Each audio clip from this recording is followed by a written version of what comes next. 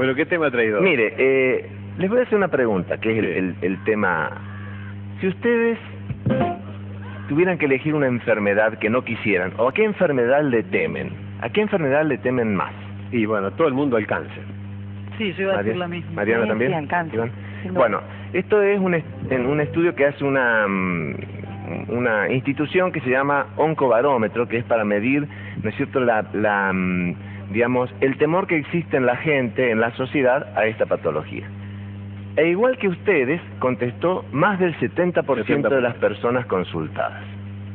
Siendo que en el mundo el cáncer no es la primera causa de muerte, siguen siendo las enfermedades cardiovasculares, siendo que hoy al cáncer se lo considera una enfermedad crónica y curable, a diferencia de otras patologías como el Parkinson, el Alzheimer, diferentes tipos de demencia y las enfermedades cardiovasculares.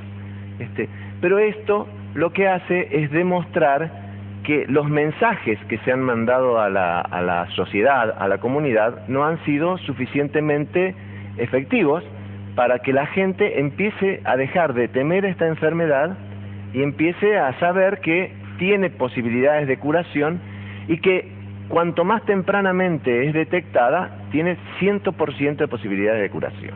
Fíjese, más allá de que en los últimos tiempos se está discutiendo tanto en los países centrales, tanto en Europa como en Estados Unidos, de la periodicidad o del beneficio de los screening. ¿Qué son los screening? Porque Horacio nos reta cuando decimos cosas que dice que la gente no entiende. Bueno, el screening es un estudio que se hace en toda la población para detectar algún tipo de patología. Supongamos, el Papa Nicolau. Esto es un estudio, cuando uno hace Papa Nicolau a todo el mundo, eso se llama screening, ¿no es cierto?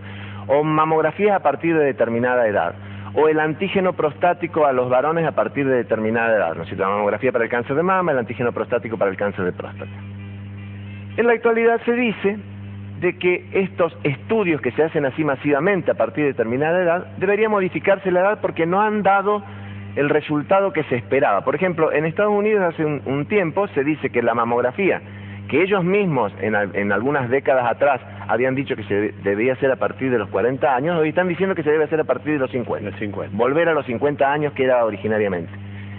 En España, por ejemplo, que en algunos lugares la mamografía, porque las autonomías son diferentes, como las provincias, ¿no es cierto? Algunas provincias españolas, según su capacidad económica, tienen estos estudios de edad más temprana y hasta edad más tarde, y otras, por cuestiones a veces de economía, no lo hacen así. Bueno, ellos están hablando también, ellos lo tenían desde los 45 años, están hablando de volver a los 50 años.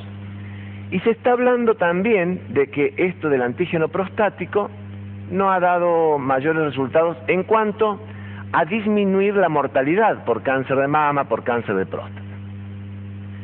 Esto hay que tener cuidado, ¿no es cierto? Porque, digamos, nosotros creemos que estos estudios sí han dado resultados y sí tienen su efecto, pero que deben ser correctamente evaluados, porque ellos, ¿qué dicen cuando se hacen estos estudios? Dicen que dan muchos falsos positivos. O sea, cuando uno hace una mamografía en una mujer de 40 años, o de menos en algunos casos, la mama en las mujeres más jóvenes es una mama más densa que es más difícil ver en la mamografía. A veces hay que hacer otros estudios complementarios, como una ecografía, como una resonancia.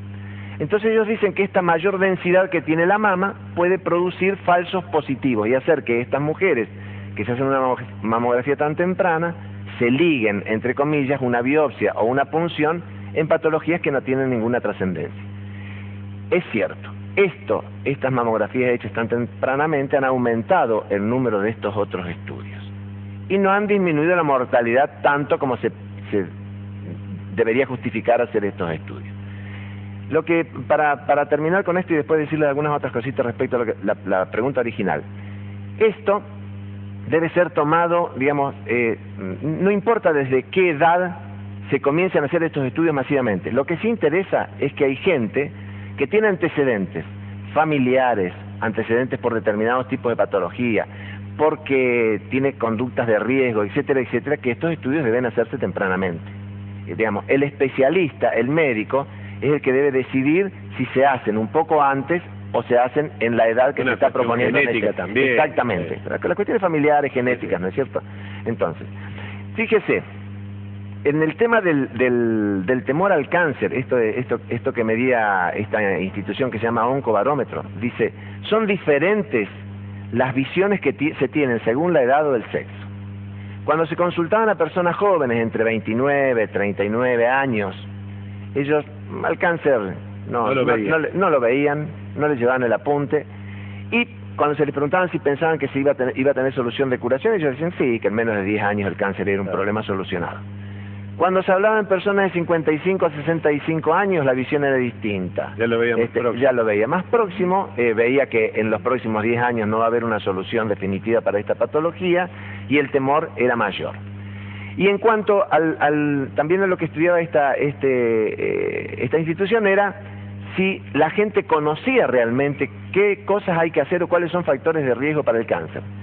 Sí tienen incorporado el tema de que el tabaco es peligroso para el cáncer, ¿no es cierto? Muy otras pocas cosas consideran peligrosas para el cáncer, y no consideraban, por ejemplo, que la obesidad, el sedentarismo, las conductas sexuales de riesgo son productoras de cáncer, y que, por supuesto, la genética, los antecedentes... porque también decían que sí, que sabían si sus padres habían tenido cáncer, ellos tenían mayores posibilidades. O sea que ellos decían que el tabaco y los antecedentes familiares eran peligrosos. Las otras cosas no. La alimentación no la tenían en cuenta. La alimentación no la tenían en cuenta, y muy pocos sabían, por ejemplo, cuando se les preguntaba sobre el cáncer colorectal, muy pocos sabían que el 90% de estos cánceres se curan cuando son detectados tempranamente.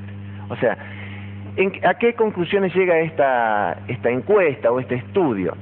Que lo que falta es educación en materia de salud todavía, que la gente debe reconocer algunas cuestiones relacionadas a las patologías y que debe conversar con su médico estas cuestiones, decir, el estudio me lo hago a partir de tal edad o de tal edad, para que el médico también pueda explicarle que hay personas que sí necesitan hacerlo tempranamente y otras que no hace tanta falta hacer estos estudios. A propósito de esto, hay un artículo en el diario El País de España, debe ser del año pasado, que hablaba un gerente de una medicina prepaga y decía, nosotros seríamos más ricos como empresa, una empresa privada de medicina, si trabajáramos seriamente mucho tiempo antes de la enfermedad.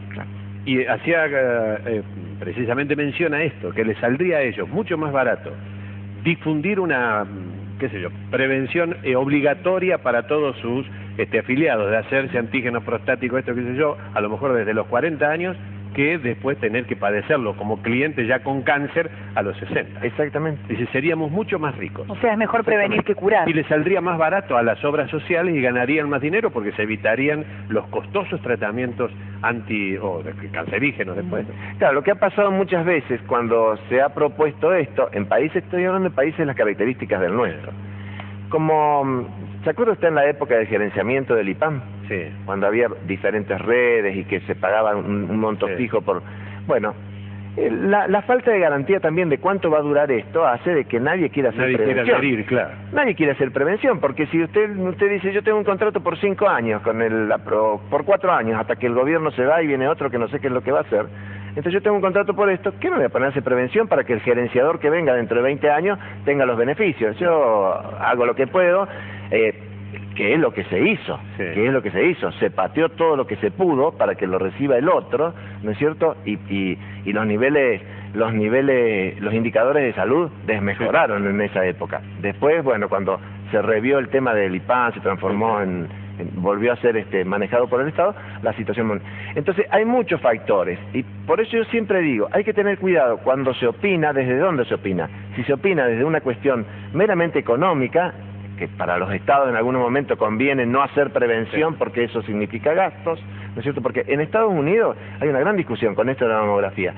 Imagínese usted en un país de 380 millones de habitantes que las mujeres se hagan la mamografía a partir de los 40 o a partir de los 50. El número de mamografía que significa, claro. Y a lo mejor para ese periodo ellos no quieren hacer ese gasto. Pero están equivocados, porque es lo que dice este ejemplo que usted daba, de que si hacemos prevención, por supuesto que vamos a bajar los costos en salud. ¿Le puedo hacer una Sí, consulta que no sí. tiene que ver con esto, pero que es práctica y por ahí mucha gente tenga la misma duda que yo? Hoy, con las nuevas tecnologías, uno va, se hace una mamografía o cualquier tipo de estudio por imágenes. Digo, ¿el paciente tiene derecho a pedir llevarse eso consigo? Porque uno va, digo, y los médicos hoy lo ven en los monitores, pero a uno no le entregan la radiografía, Podés pedirlo, sí. el estudio, pero por lo general, digo, si el paciente tiene derecho a pedirlo, porque por lo general a nadie se lo entregan. El paciente tiene derecho y quien realiza el estudio tiene obligación de dárselo. Porque usted no puede quedar pegado a exclusivamente a una institución o a un profesional. La historia clínica Claro, es del paciente. pero de lo que sea, doctor, le pregunto, ¿no? Porque no solo de lo ginecológico, uno se quiebra un pie, le hacen una radiografía y es como que todo queda en los sistemas, pero a la gente no le podés entregan pedir, hoy no, las sí, cosas. Se puede pedir. Yo le digo, en el lugar donde No lo cobran, digo, eso uno tiene derecho a pedirlo. En el consultorio queda un banco de imágenes, por ejemplo, en la mamografía queda un banco de imagen, pero la mujer se lleva la mamografía. El impreso. Claro, esto del banco de imágenes, ¿para qué es útil? Porque después no hace falta que la mujer vuelva con la mamografía anterior, Claro, la perdió, sí. entonces se comparan las imágenes de ahora con las del año pasado. Pero una sola cosa más, fíjese esto de la historia clínica. En muchos países desarrollados ya, la historia clínica está digitalizada, Sí. o sea, está en el sistema. El paciente tiene un código, una tarjeta con un código donde, supóngase, usted se hizo atender en España. Sí. Tiene la tarjeta, tiene su historia clínica digitalizada en España. Se enferma en Rusia o en América. Con ese código se entra a la historia clínica y quien lo está atendiendo en cualquier otra parte tiene Puede acceso a verlo. la historia clínica. ¿Qué más dato de que la historia clínica es del Es del paciente? paciente. Gracias, Doc. No, al contrario. Muy amable. Bueno.